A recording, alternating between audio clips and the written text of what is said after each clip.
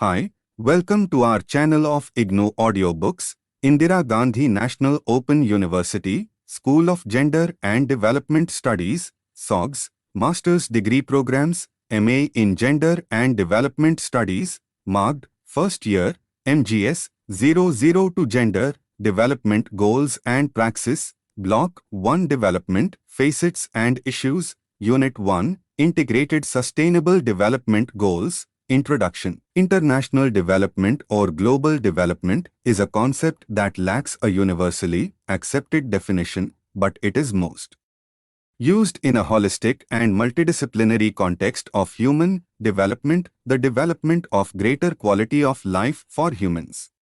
It therefore encompasses foreign aid, governance, healthcare, education, gender equality, disaster preparedness, infrastructure, economics, human rights, environment and issues associated with the human development. International development is different from simple development. It is specifically composed of institutions and policies that arose after the Second World War. These institutions focus on alleviating poverty and improving living conditions in Third World decolonized countries, developing countries, and underdeveloped countries. International development, on the other hand, seeks to implement long-term solutions to problems by helping developing countries create the necessary capacity needed to provide such sustainable solutions to their problems. In order to reduce the problems of those countries, the organizations all over the world have organized many conventions, conferences, for the human well-being. In order to promote all-over development among all the countries in the world, many international conventions, conferences were promoted. These conventions, conferences may consist of a single, transformative goal to address a specific problem or a series of goals targeted at several aspects of society. Promoted goals are ones which involve problem solving that reflects the unique culture, politics, geography, and economy of a region. More recently, the focus in this field has been projects that aim towards empowering women and children, building local economies, and caring for the environment. Many countries from different parts of the world were the members of those conferences. Among that, some countries may agree and some may disagree the goals of the conferences. In this unit, we are going to see about the important international conferences convention emerged in the world for women development objectives. After studying this unit, you should be able to explain the reasons for the emergences of the international development conventions in the world, describe the major UN actions for women empowerment, trace the origin, goals of the various development conventions and conferences, analyze the different types of organization involved in promoting development conventions, evaluate the achievements of those development conventions. UN Action for Women, United Nations concern for the advancement of women began 60 years ago, with its founding in 1945. In its charter, the members of the UN declared their faith in fundamental human rights and in the equal rights of men and women. Since then, UN Action for the Advancement of Women has taken 4 clear directions: promotion of legal measures, mobilization of public opinion and international action, research and training, and direct assistance to disadvantaged groups, promotion of legal rights. Legally binding UN conventions or treaties have helped to define and promote women's human rights. All states parties are committed to honoring the provisions of such treaties and providing women with legal protection. These legal instruments include Conventions for Gender Development from 1949 to 1957, the Convention for the Suppression of the Traffic in Persons and of the Exploitation of the Prostitution of Others, 1949, calls for the punishment of those procuring others for prostitution, the ILO Convention on Equal Remuneration, 1951, establishes the principle and practice of equal pay for work of equal value. The Convention on the Political Rights of Women, 1952, commits member states to allow women to vote and hold public offices on equal terms with men. The Convention on the Nationality of Married Women, 1957, aims at protecting the right of a married woman to retain her nationality. Convention Against Discrimination in Education, 1960, the General Conference of the United Nations Educational, Scientific and Cultural Organization met in Paris from 14th November to 15th December 1960 at its 11th session, aiming to combat segregation and discrimination in the field of education. It has entered into force in 1962. There is an additional protocol instituting a Conciliation and Good Offices Commission adopted in 1962 and entering force in 1968. These conventions were followed by many conventions in the world. The last session was held in the month of September 2010, having 98 member states. Protocol 34. Major Goals. 1. Recalling that the Universal Declaration of Human Rights asserts the principle of non-discrimination and proclaims that every person has the right to education. 2. Considering that discrimination in education is a violation of rights. 3. Considering that, under the terms of its constitution, the UNESCO has the purpose of instituting collaboration among the nations with a view to furthering for all universal respect for human rights and equality of educational opportunity. 4.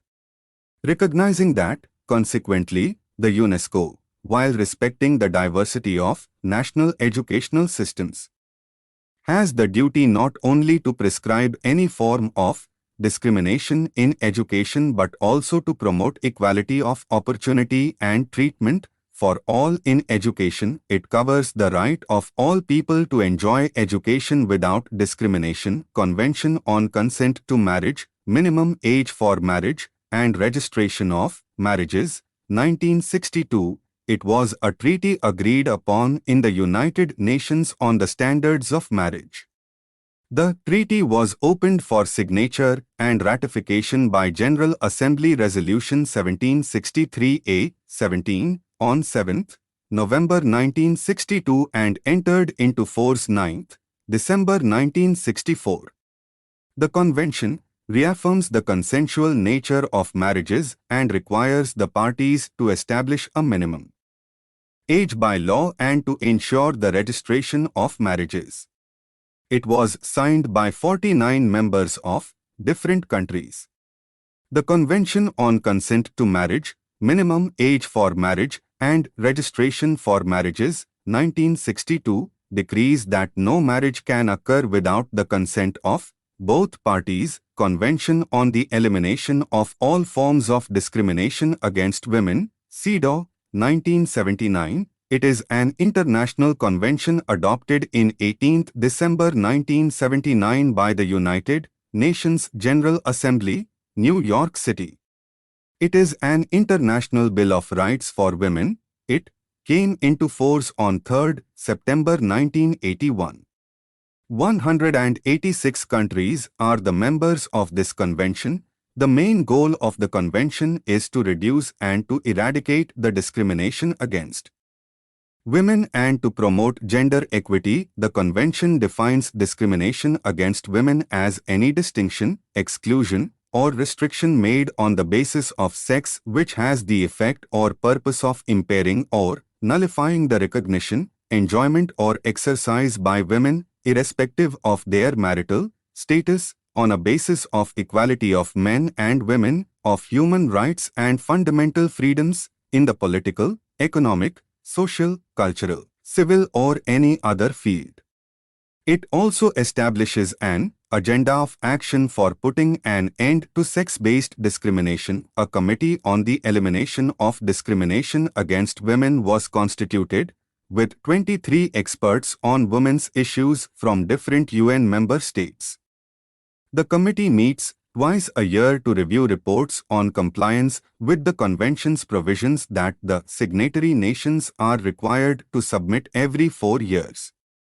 The committee is one of the 8 unrelated human rights treaty bodies. The committee's members, described as experts of high moral standing and competence in the field covered by the Convention, are elected to serve 4-year terms in staggered elections held every 2 years. The committee consists of a chairperson, 3 vice-chairpersons, and a rapporteur. Efforts are made to ensure balanced geographical representation and the inclusion of the world's different forms of civilization and legal systems.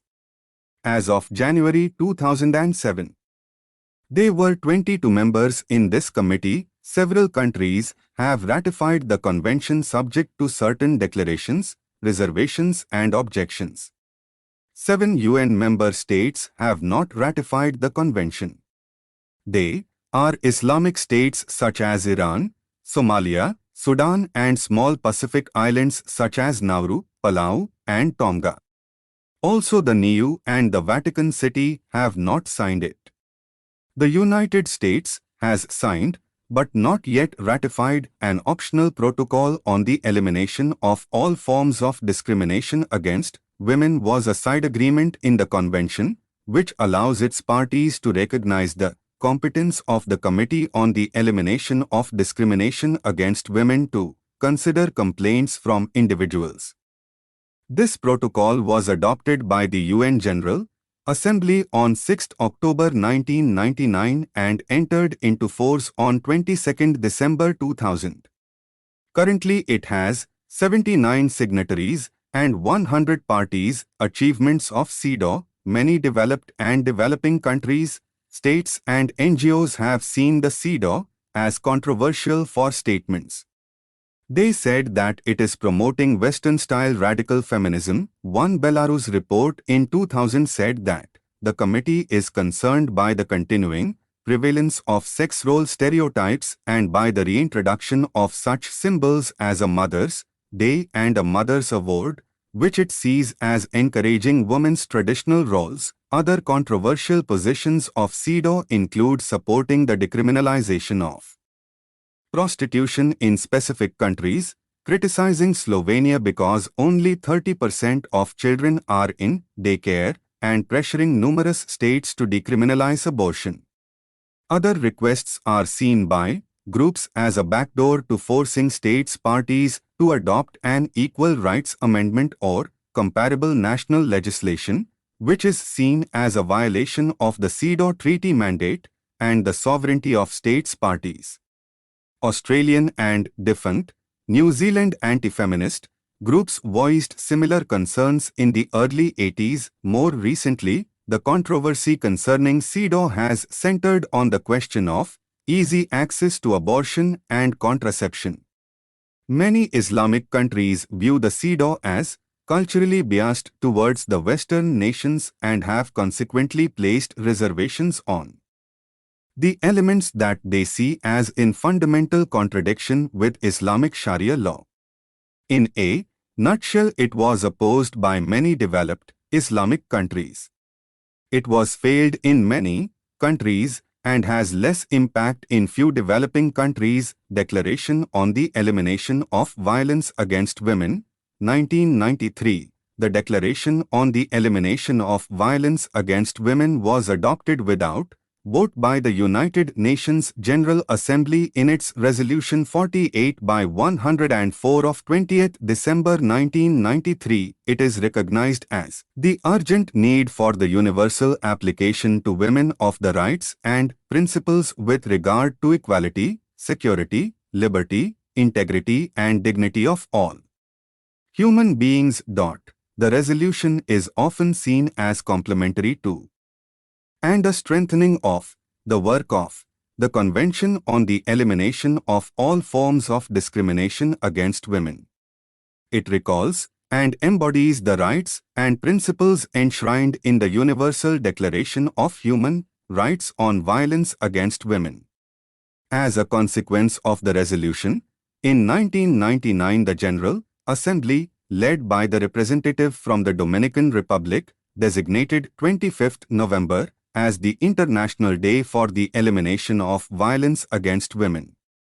The aims of the resolution was reducing all forms of discrimination and violence against women and to overturn the prevailing governmental stance that violence against women was a private, domestic matter not requiring state intervention. Achievements. As a result of the declaration on 4th March 1994, the Commission on Human Rights adopted Resolution 1994 by 45 in which it decided to appoint Radhika Kumaraswamy as its first United Nations Special Rapporteur on Violence Against Women, including its causes and consequences. The Special Rapporteur has a mandate to collect and analyze data from governments, treaty bodies, specialized agencies, NGOs, and other interested parties, and to respond effectively to such information. Furthermore, they also have a role in making recommendations on an international, national and regional level, as well as liaising with other special rapporteurs, special representatives, working groups and independent experts of the Commission on Human Rights. The rapporteur involved in analyzing the violence against women all over the member countries.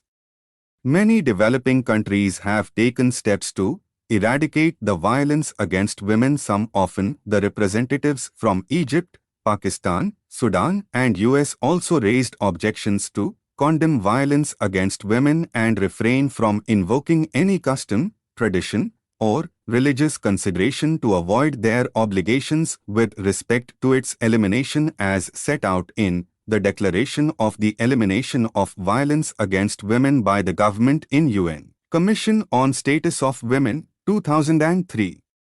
Every year, the International Day for the Elimination of Violence Against Women marks the start of 16 days of activism against gender violence. The human rights organizations such as Center for Women's Global Leadership, UNIFEM, Women Won't Wait, Women for a Change, Women's Aid, and other groups join together to speak out against gender violence and to promote the rights and principles of the Declaration. Mobilization of public opinion. During the past 20 years, the United Nations has held 4 global conferences on women: Mexico City, 1975, Copenhagen, 1980, Nairobi, 1985, and Beijing, 1995. These conferences helped to define the obstacles to gender equality and action needed to overcome them. Historical perspective. 4 World Conferences on Women convened by the United Nations in the past quarter of a century have been instrumental in elevating the cause of gender equality. The conferences have united the international community behind a set of common objectives with an effective plan of action for the advancement of women everywhere, in all spheres of public and private life. The struggle for gender equality was still in its early stages at the inception of the United Nations in 1945. Of the original 51 member states, only 30 allowed women equal voting rights with men or permitted them to hold public office. Nevertheless, the drafters of the United Nations Charter had the foresight to deliberately refer to the equal rights of men and women as they declared the organization's faith in fundamental human rights and the dignity and worth of the human person. No previous international legal document had so forcefully affirmed the equality of all human beings or specifically targeted sex as a basis for discrimination. At that moment, it became clear that women's rights would be central to the work that lay ahead. During the first 3 decades, the work of the United Nations on behalf of women focused primarily on the codification of women's legal and civil rights and the gathering of data on the status of women around the world. With time, however, it became increasingly apparent that laws, in and of them, were not enough to ensure the equal rights of women. The struggle for equality entered a second stage with the convening of 4 World Conferences by the United Nations to develop strategies and plans of action for the advancement of women. The efforts undertaken have gone through several phases and transformations, from regarding women almost exclusively in terms of their development needs, to recognizing their essential contributions to the entire development process, to seeking their empowerment and the promotion of their right to full participation at all levels of human activity. The 4 global conferences were held in Mexico City, 1975, Copenhagen, 1980, Nairobi, 1985, and Beijing, 1995. 4.1.1 Mexico City, First World Conference, 1975. The First World Conference on the Status of Women was convened in Mexico City to coincide with the 1975 International Women's Year, observed to remind the international community that discrimination against women continued to be a persistent problem in much of the world. The conference, along with the United Nations Decade for Women, 1976-1985, proclaimed by the General Assembly 5 months later at the urging of the conference, launched a new era in global efforts to promote the advancement of women by opening a worldwide dialogue on gender equality. A process was set in motion, a process of learning that would involve deliberation, negotiation, setting objectives, identifying obstacles, and reviewing the progress made. The Mexico City Conference was called by the United Nations General Assembly to focus international attention on the need to develop future-oriented goals, effective strategies, and plans of action for the advancement of women. To this end, the General Assembly identified 3 key objectives that would become the basis for the work of the United Nations on behalf of women, such as full gender equality and the elimination of gender discrimination, the integration and full participation of women in development, an increased contribution by women in the strengthening of world peace. The conference responded by adopting a World Plan of Action, a document that offered guidelines for governments and the international community to follow for the next 10 years. In pursuit of the 3 key objectives set by the General Assembly, the Plan of Action set minimum targets to be met by 1980 that focused on securing equal access for women to resources such as education, employment opportunities, political participation, health, services, housing, nutrition, and family planning. This approach marked a change which had started to take shape in the early 1970s in the way that women were perceived. Whereas previously women had been seen as passive recipients of support and assistance, they were now viewed as full and equal partners with men, with equal rights to resources and opportunities.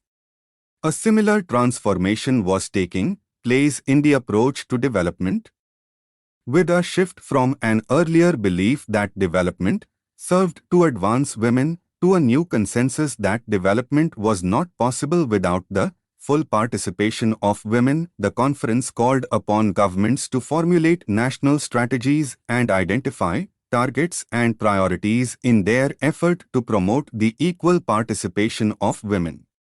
By the end of the United Nations Decade for Women, 127 member states had responded by establishing some form of national machinery, institutions dealing with the promotion of policy, research, and programs aimed at women's advancement and participation in development within the United Nations system, in addition to the already existing branch, now Division for the Advancement of Women.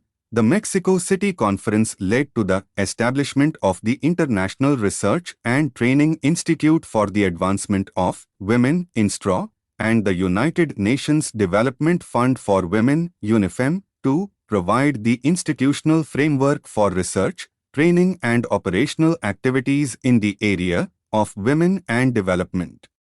An important facet of the meeting in Mexico City was that women themselves played an instrumental role in shaping the discussion.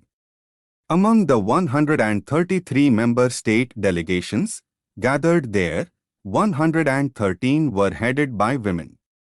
Women also organized a parallel NGO forum, the International Women's Year Tribune, which attracted approximately 4,000 participants. The women gathered at the forum made sharp differences which reflect the political and economic realities at that time. Women from the Eastern countries were most interested in issues of peace, while women from the West emphasized equality and those from the developing world placed priority on development. Nevertheless, the forum played an important role in bringing together women and men from different cultures and backgrounds to share information and opinions from different parts of the world. It also helps to set a process which unites the international women's movement, which by the end of the decade, for women. The forum was also instrumental in opening up the United Nations to NGOs, who provided access for the voices of women to the organization's policy-making process. This led to the proclamation of 1976 to 1985 as the UN Decade for Women, Copenhagen, Second World Conference, 1980. There was a general consensus that significant progress had been made as representatives of 145 member states met in Copenhagen in 1980 for the Second World Conference on Women to review and appraise the 1975 World Plan of Action. Governments and the international community had made strides toward achieving the targets set out in Mexico City 5 years earlier. An important milestone had been the adoption by the General Assembly in December 1979 of the Convention on the Elimination of All Forms of Discrimination Against Women, one of the most powerful instruments for women's equality. The convention, which has been termed the Bill of Rights for Women, which legally binds 165 states, which have become states parties and obligates them to report within 1 year of ratification and subsequently every 4 years on the steps they have taken to remove obstacles they face in implementing the convention. An optional protocol to the convention, enabling women victims of sex discrimination to submit complaints to an international treaty body, was opened for signature on Human Rights Day, 10th December 1999.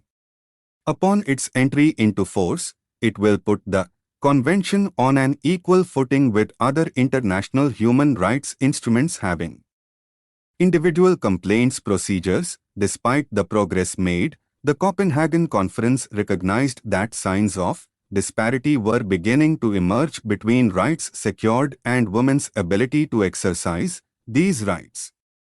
To address this concern, the conference pinpointed 3 areas where specific, highly focused action was essential to reach the broad goals of equality, development and peace identified by the Mexico City Conference.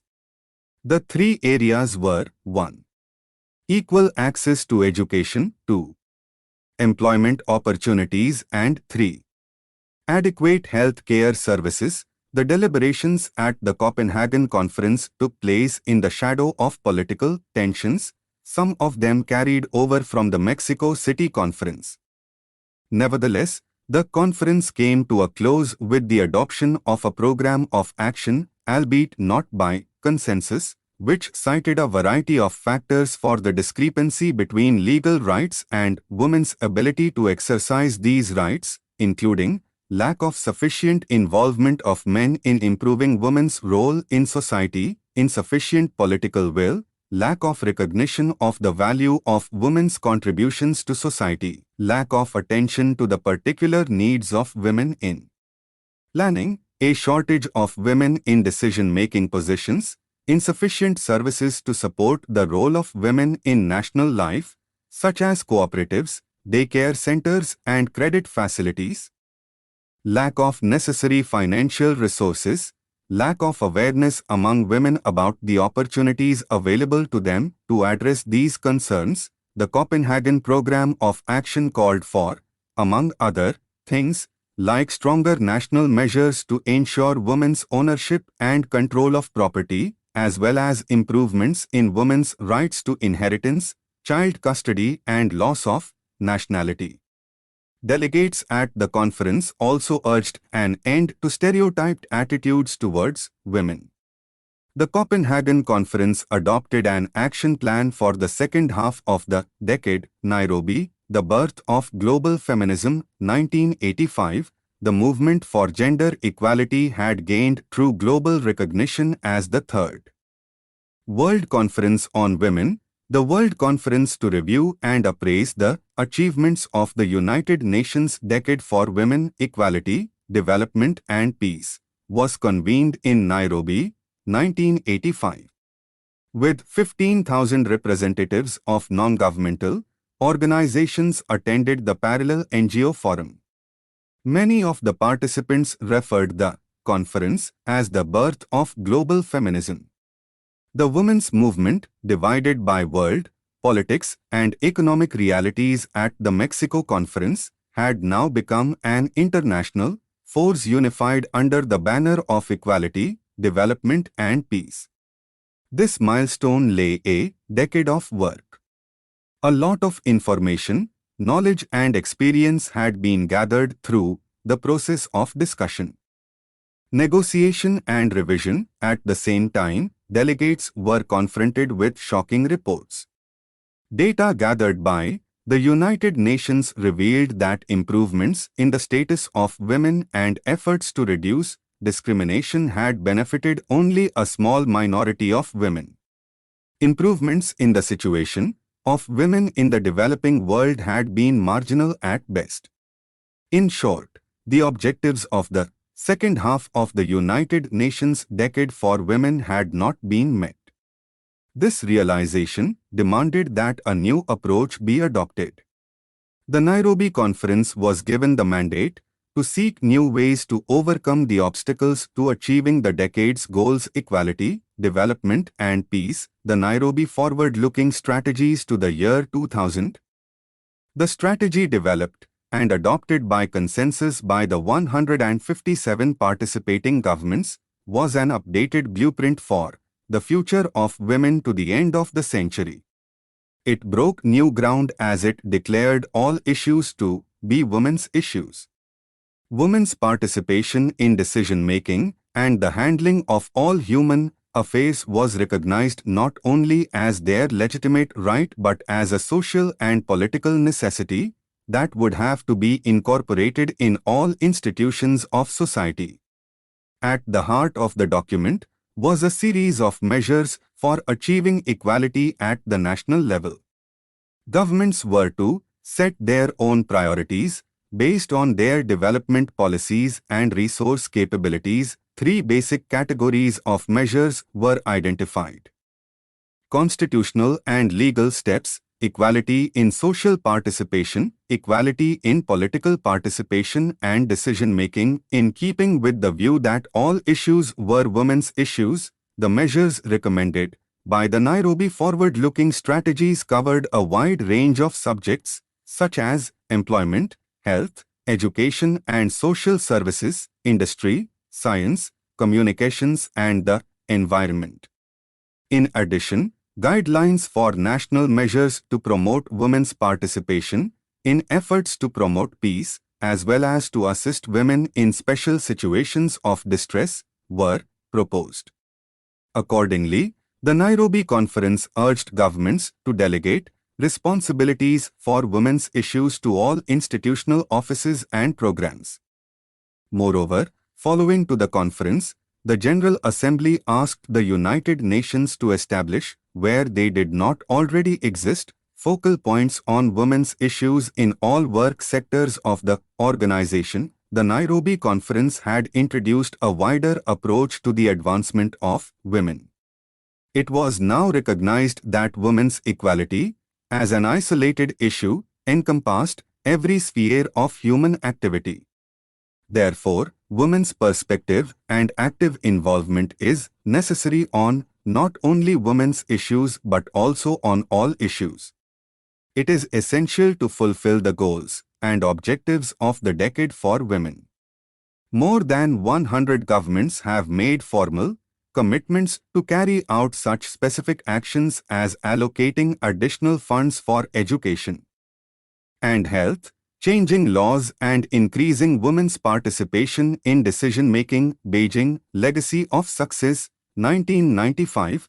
While the efforts of the previous 2 decades, starting with the Mexico City Conference in 1975, had helped to improve women's conditions and access to resources, they had not been able to change the basic structure of inequality in the relationship between men and women. Decisions that affected all people's lives were still being made mostly by men. Ways had to be sought to empower women so that they could bring their own priorities and values as equal partners with men in decision-making processes at all levels. Recognition of the need to involve women in decision-making had begun to emerge. During the course of the series of global conferences held by the United Nations in the early 1990s on various aspects of development like the environment, human rights, population, and social development. All the conferences had stressed the importance of women's full participation in decision-making, and women's perspectives were incorporated into the deliberations and the documents that were adopted. With this, the next series of conferences is the 4th World Conference on Women held in Beijing 1995, created a new chapter in the struggle for gender equality. The fundamental transformation that took place in Beijing was the recognition of the need to shift the focus from women to the concept of gender. Recognizing that the entire structure of society and all relations between men and women within it had to be reevaluated.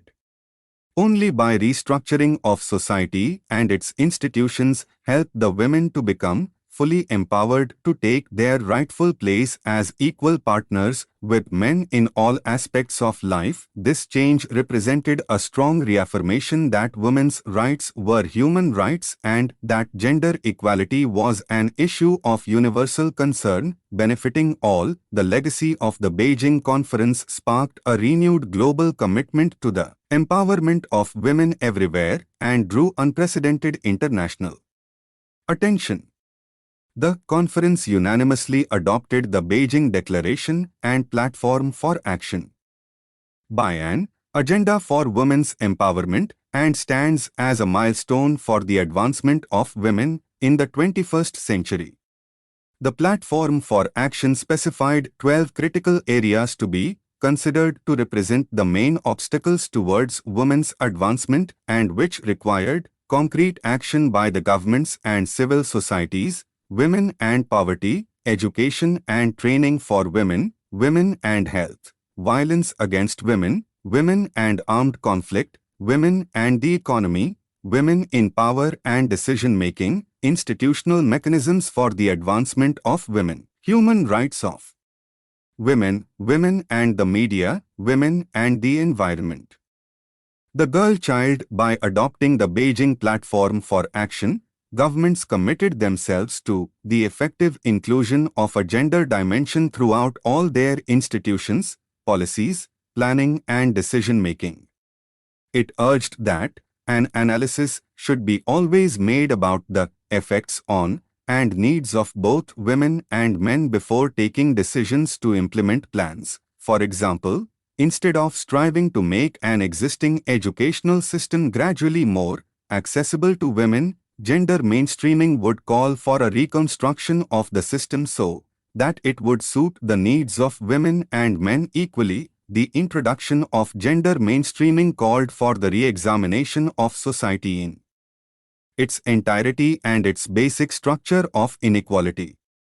The focus was, therefore, no longer limited to women and their status in society but was committed to restructuring institutions and political and economic decision-making in society as a whole. In endorsing the Platform for Action, the United Nations General Assembly called upon all states, the UN system and other international organizations, as well as NGOs and the private sector to take action to implement its recommendations within its member states. The national machineries that had been established to promote the status of women were assigned a new function as the Central Policy Coordinating Unit to mainstream a gender perspective throughout all institutions and programs.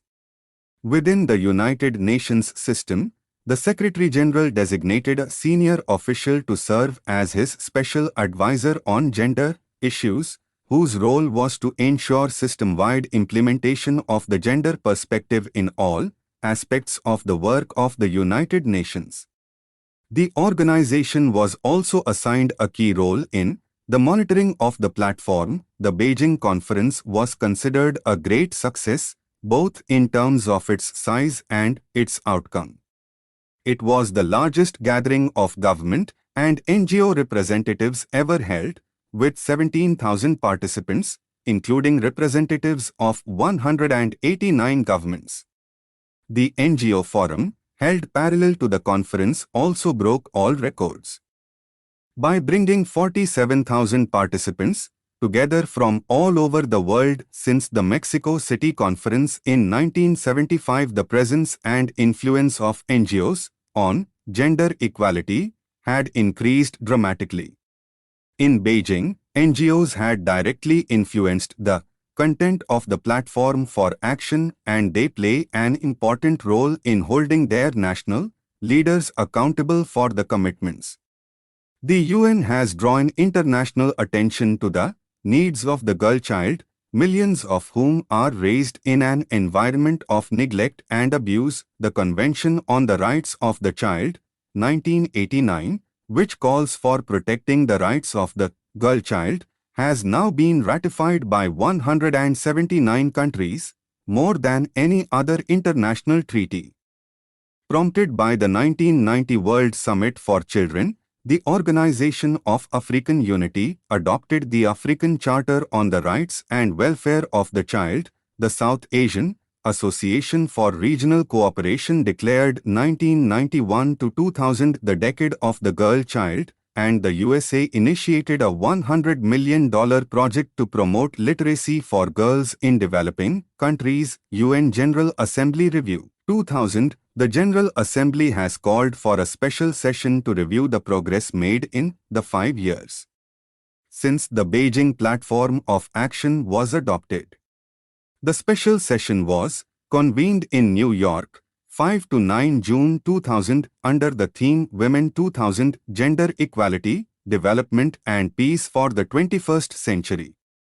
The special session provided the opportunity for governments and civil society to share good practices and examine current challenges and obstacles encountered in the implementation of the Beijing Platform for Action. It made it possible to give new momentum to political commitments to achieve women's empowerment and gender equality. Assistance for gender development. The UN devotes about 80% of its work to development activities. Women are fast becoming key beneficiaries of aid in such areas as health, education, and the environment. Since the 1990 World Conference on Education for All, 153 countries have joined in unled efforts to eliminate gender stereotyping in education and make education and empowerment of girls and women a key priority. The World Health Organization's Global Action for AIDS has drawn international attention to the impact of AIDS on women and girls. Over 600,000 people become infected every day, nearly half of them women, with the AIDS-causing HIV virus. The United Nations Population Fund, another UN entity, provides 1/4 of the world's aid for population and family planning programs. Since 1969, it has provided over $3.1 billion in assistance to virtually all developing countries. The United Nations Development Fund for Women, UNIFEM, working in partnership with UN Development Programme, UNDP, provides direct financial and technical support to development projects for women in developing countries. Women and girls are major beneficiaries of direct assistance provided by the UN, Children's Fund, UNICEF, the World Food Programme, WFP, and the World Health Organization, WHO. Funds and technical assistance provided by the International Fund for Agricultural Development, IFAD, and the World Bank have consolidated programs for providing credit to rural women. The results of such international efforts are already evident. According to UNDP's 1995 Human Development Report, the life expectancy of women in developing countries increased by 9 years between 1970 and 1990, 20% more than the increase in men's life expectancy. In 1992, the average life expectancy of women in all developing countries stood at 62.9 years, up from 53.7 years in 1970. In industrial countries, women's average life expectancy in 1992 was 79.4 years, up from 74.2 years in 1970. Fertility rates have gone down by a third, from 5.7 to 3.5 in developing countries and from 2.3 to 1.9 in developed countries. Live births per woman, combined female enrollment in primary and secondary education has jumped dramatically from 38% in 1970 to 68% in 1992. The number of women in policy-making positions has gone up worldwide. In 1994, 5.7% of cabinet ministers were female compared with 3.3% in 1987. Other development conventions. Conferences: International Conference on Population and Development, 1994. The United Nations coordinated an international conference on population and development in Cairo, Egypt from 5-13 September 1994. 20,000 delegates from various governments, UN agencies, NGOs, and the media gathered for a discussion of a variety of population issues, including immigration, infant mortality, birth control, family planning, the education of women, and protection for women from unsafe abortion services. The conference received considerable media attention due to disputes regarding the assertion of reproductive rights. Major goals. The major goals of this conference is listed hereunder. 1. Universal primary education in all countries by 2015. 2. Reduction of infant and child mortality. 3. Reduction of maternal mortality. 4. Access to reproductive and sexual health services including family planning. Achievement. The country reports from ICPD review reports show that ICPD goals are still valid and all the countries in Africa are making efforts to achieve them, especially within the context of achieving the MDGs and national poverty reduction strategies. The reports further indicates that while some progress has been made in the implementation of the ICPD in each of the thematic areas, African countries continue to face challenges which will affect their achievement of the ICPD goals and indeed the MDGs. Millennium Development Goals, 2000. In 2000, United Nations signed the United Nations Millennium Declaration in UN headquarters, New York, which includes 8 Millennium Development Goals to be achieved by 2015. Nearly 192 United Nations member states and at least 23 international organizations have agreed to achieve the MDG goals by the year 2015. For the first time, it represented a holistic strategy to meet the development needs of the world. It has established with measurable targets and defined indicators. The MDGs include eradicating extreme poverty, reducing child mortality rates, fighting disease epidemics such as AIDS, and developing a global partnership for development. The aims of Millennium Development Goals, MDGs, are to encourage development by improving social and economic conditions in the world's poorest countries. They derive from earlier international development targets and from the Millennium Summit in 2000, where all world leaders present to adopt the United Nations Millennium Declaration. The MDG includes 8 goals with 21 targets and a series of measurable indicators for each target. Goals: 1. Eradicate extreme poverty and hunger. 2. Achieve universal primary education. 3. Promote gender equality and empower women. 4. Reduce child mortality rate. 5. Improve maternal health. 6. Combat HIV, AIDS, malaria, and other diseases. 7. Ensure environmental sustainability. 8. Develop a global partnership for development. Achievements of MDGs. The progress towards reaching the MDG goals has been uneven. Some countries have achieved many of the goals, while others are not on track to realize any. The major countries that have been achieving their goals include China, whose poverty population has reduced from 452 million to 278 million, and India due to clear internal and external factors of population and economic development could not reduce poverty by half. However, areas needing the most reduction, such as the sub-Saharan Africa regions, have yet to make any drastic changes in improving their quality of life. In the same time as China, the sub-Saharan Africa reduced their poverty about 1% and are at a major risk of not meeting the MDGs by 2015. Achieving the MDGs does not depend on economic growth alone and expensive solutions. In the case of reducing child mortality rate, some developing countries, like Bangladesh, have shown that it is possible to reduce child mortality with only modest growth by rolling out inexpensive but effective interventions, such as measles immunization, widely. Developing a global partnership for development is unique in the sense that it focuses on donor government commitments and achievements, rather than successes in the developing world. The Commitment to Development Index, published annually by the Center for Global Development, is often considered to be the numerical targeting indicator for the 8th MDG.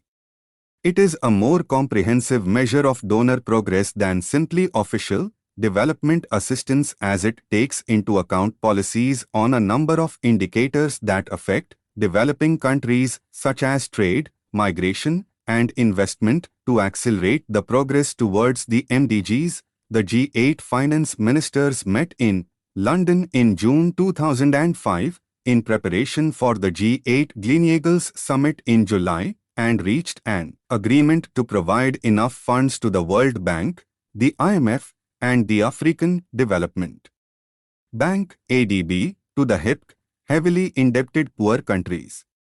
After that, the World Bank, the IMF, and the ADB implemented the Multilateral Debt Relief Initiative (NDRI) to the HIPCs, so the developing countries were mainly depending on developed countries to achieve the goals of the MDGs.